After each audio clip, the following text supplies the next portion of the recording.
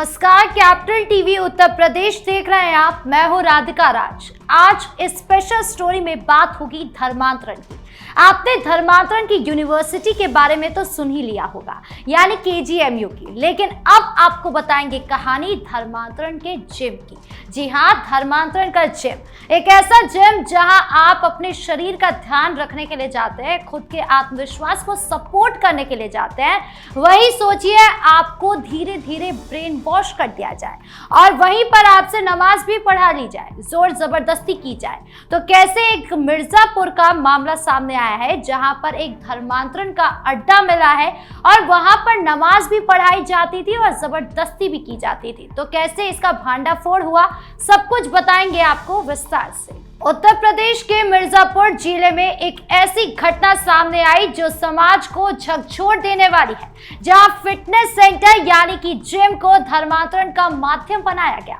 हिंदू युवतियों को fitness training के बहाने फंसाया गया, दोस्ती का जाल बिछाया गया और फिर ब्लैकमेल करके इस्लाम कबूल करने का दबाव डाला गया। ये सिर्फ एक या दो जिम की कहानी नहीं, बल्कि पुलिस जांच में कम से कम 5 जिमों का नाम उजागर हुआ है जहां ये संगठित गिरोह काम कर रहा था। 2 युवतियों की शिकायत पर पुलिस ने तुरंत एक्शन लिया, 4 आरोपियों को गिरफ्तार किया और मुख्य आरोपी फरीद अहमद के साथ मुठभेड़ हुई, जिसमें वो घायल होकर पकड़ा गया। कुल मिलाकर अब तक 5 या 6 गिरफ्तारियां हो चुकी है और इन जिमों को सील भी कर दिया गया है। लेकिन जांच का दायरा अब वाराणसी, भदोही, चंदौली जैसे पड़ोसी जिलों तक फैल रहा है, क्योंकि इस गिरोह के तार इन इलाकों से जुड़े हो सकते हैं। ये पूरी घटना जनवरी 2026 की है। 18 जनवरी को देहात कोतवाली थाना में 2 अलग अलग हिंदू युवतियां पहुंची और अपनी आपबीती सुनाई। उन्होंने बताया कि वो फिटनेस के शौक में जिम जाती थी। जिमों के नाम थे बथुआ में स्थित बीफिट जिम, बेलतर के केजीएन 123 जिम और तेलियागंज का आयरन फायर जिम। इन जिमों के मालिक और ट्रेनर मुस्लिम समुदाय से थे और उन्होंने ट्रेनिंग के दौरान युवतियों से दोस्ती बढ़ाई। ट्रेनरों के नाम थे मोहम्मद शेख अली आलम, फैजल खान, जाहिर, लकी अली खान, शादाब आदि। शुरू में कुछ सामान्य लगता था, एक्सरसाइज कराते थे, डाइट प्लान देते थे, मोटिवेशन टास्क देते थे, लेकिन धीरे धीरे ये दोस्ती प्रेम जाल में बदल गई। युवतियों को लुभाया गया, रोमांटिक रिश्ते बनाए गए और फिर उनके साथ गलत हरकतें की गई। इन हरकतों के दौरान मोबाइल से अश्लील फोटो और वीडियो बनाए गए। जब युवतियां विरोध करती तो आरोपियों ने इन वीडियो को सोशल मीडिया पर वायरल करने की भी धमकी दी। ब्लैकमेल का सिलसिला यही नहीं रुका, उन्होंने युवतियों के नाम पर लोन लिए, पैसे ऐंठे और सबसे खतरनाक धर्मांतरण का दबाव बनाया। यानी कि ये पूरा मामला कोई 1 या 2 दिन की कहानी नहीं है।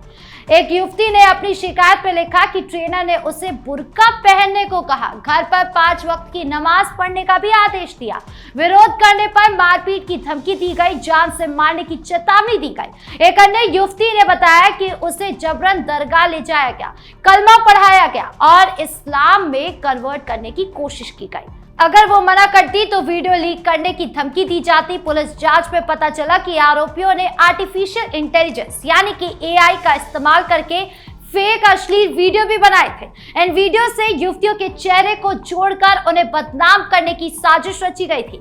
पुलिस को आरोपियों के मोबाइल से 20 से ज्यादा युवतियों के ऐसे संदिग्ध वीडियो मिले हैं। पुलिस ने इस मामले को गंभीरता से लिया है। अपर पुलिस अधीक्षक सिटी नीतीश कुमार ने जांच की कमान संभाली। 21 जनवरी को 4 आरोपियों को गिरफ्तार किया गया, जिसमें मोहम्मद शेख अली आलम, फैजल खान और अन्य शामिल थे। इसमें एक आरोपी रिटायर्ड पीएसी जवान इसरार का बेटा भी शामिल था। गिरफ्तारी नखरा गांव के पास हुई, जहां से मोबाइल, दस्तावेज और अन्य सामान बरामद किए गए। इन आरोपियों को जेल भेज दिया गया। अगले दिन यानी 22 जनवरी की सुबह मुख्य आरोपी फरीद अहमद को दखानजा फाल के पास घेर लिया गया। फरीद ने पुलिस पर फायरिंग की, लेकिन पुलिस की जवाबी कार्रवाई में उसके पैर में गोली लग गई। वो घायल होकर गिर पड़ा और पुलिस ने उसे गिरफ्तार कर लिया। उसके पास से अवैध तमंचा, कारतूस और मोबाइल बरामद हुए। पुलिस ने तुरंत 5 जिमों को सील कर दिया। केजीएन सीरीज के 3 जिम, बीफीट और आयरन फायर। जांच में पता चला कि ये एक संगठित गिरोह था, जिसमें जिम मालिक और ट्रेनर मिलकर काम कर रहे थे। मुकदमा 6 नामजद आरोपी शेख फैजल, जाहिर, लकी अली खान, इसरार का बेटा फरीद और 6 अज्ञात के खिलाफ दर्ज किया गया। विभिन्न आईपीसी धाराओं के तहत कार्रवाई की गई, जिसमें ब्लैकमेल, गलत काम लड़कियों के साथ और धर्मांतरण से जुड़ी धाराएं भी शामिल थी। एएसपी नीतीश कुमार सिंह ने प्रेस कॉन्फ्रेंस में कहा कि जांच का दायरा बढ़ाया जा रहा है। पड़ोसी जिले वाराणसी, भदोही, चंदौली में इस गिरोह के कनेक्शन की जांच हो रही है। पुलिस ने सभी युवतियों से अपील की है कि अगर वो ब्लैकमेल या दबाव का शिकार है तो बिना डर के आगे आए। जांच में और गिरफ्तारियां हो सकती है और धाराओं में बढ़ोतरी भी संभव है। यह घटना सिर्फ मिर्जापुर तक सीमित नहीं लगती कि ये लड़के इन पीड़िताओं के साथ पहले दोस्ती करके एवं इनको बरगलाकर इनका धर्म परिवर्तन कराने का कार्य कर रहे हैं। प्रकरण की गंभीरता एवं संवेदनशीलता को देखते हुए तत्काल अभियोग पंजीकृत करते हुए क्षेत्राधिकारी सदर के नेतृत्व में एसओजी, थाना कोतवाली कटरा, नगर, देहात सहित 4 टीमों का गठन कर पूरे घटना का अनावरण करने हेतु निर्देशित किया गया। विवेचना के क्रम में आज दिनांक 20/1/26 को घटना में शामिल शेख अली एवं फैसल को गिरफ्तार किया गया है। इनसे प्राप्त मोबाइल एवं अन्य डिजिटल एविडेंस एवं साक्ष्य संकलन करते हुए 2 अन्य अभियुक्तों जहीर एवं सादाब को हिरासत में ले लिया गया है। विवेचना के दौरान यह भी ज्ञात हुआ है कि अभियुक्त जहीर केजीएन जिम का मालिक है। इसके अलावा केजीएन 1, केजीएन 2 व आयरन फायर नाम जिम से भी अभियुक्त लगातार जुड़े हैं। पीड़िताएं पहले केजीएन जिम में जाया करती थी।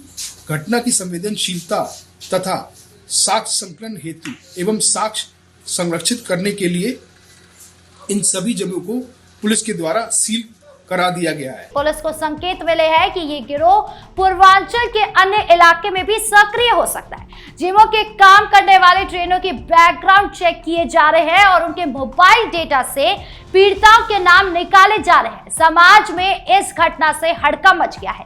हिंदू संगठन इस पर सवाल उठा रहे हैं और राजनीतिक पार्टियां इसे लव जिहाद का हिस्सा बता रही है। लेकिन पुलिस का कहना है कि वो निष्पक्ष जांच कर रही है और दोषियों को सख्त सजा दिलाएगी। इस घटना ने फिटनेस इंडस्ट्री पर भी सवाल खड़े कर दिए हैं कि क्या जिम सुरक्षित है, क्या ट्रेनरों की जांच होनी चाहिए। माता पिता अब अपनी बेटियों को जिम भेजने से पहले 2 बार सोच रहे हैं।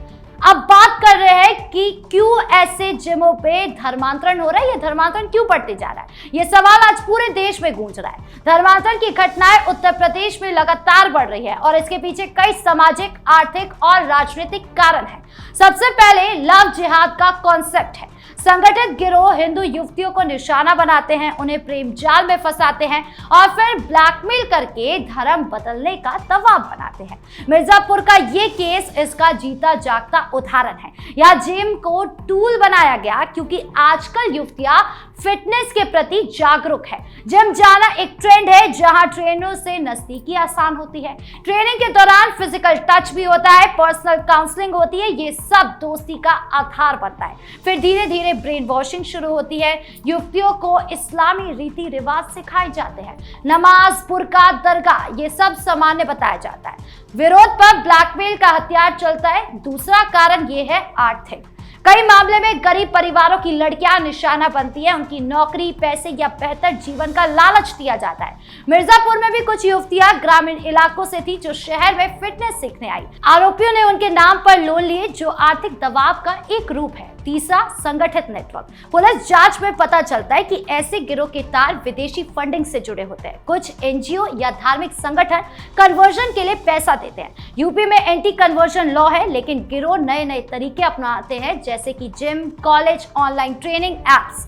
चौथा है सोशल मीडिया और टेक्नोलॉजी का दुरुपयोग। एआई से फेक वीडियो बनाना, जैसा इस केस में हुआ, एक नया ट्रेंड। इससे ब्लैकमेल आसान हो जाता है। पांचवा, समाज में जागरूकता की कमी। माता पिता बेटियों की स्वतंत्रता देते हैं लेकिन खतरे नहीं समझते। पांचवा, समाज में जागरूकता की कमी। माता पिता बेटियों की स्वतंत्रता देते हैं लेकिन खतरे नहीं समझते। स्कूल कॉलेज में सेक्स एजुकेशन और सेफ्टी ट्रेनिंग की जरूरत है। उत्तर प्रदेश में ऐसे कई मामले सामने आए। केजीएमयू में डॉक्टर पर आरोप लगा था कि उन्होंने मरीजों को कन्वर्ट करने की कोशिश की।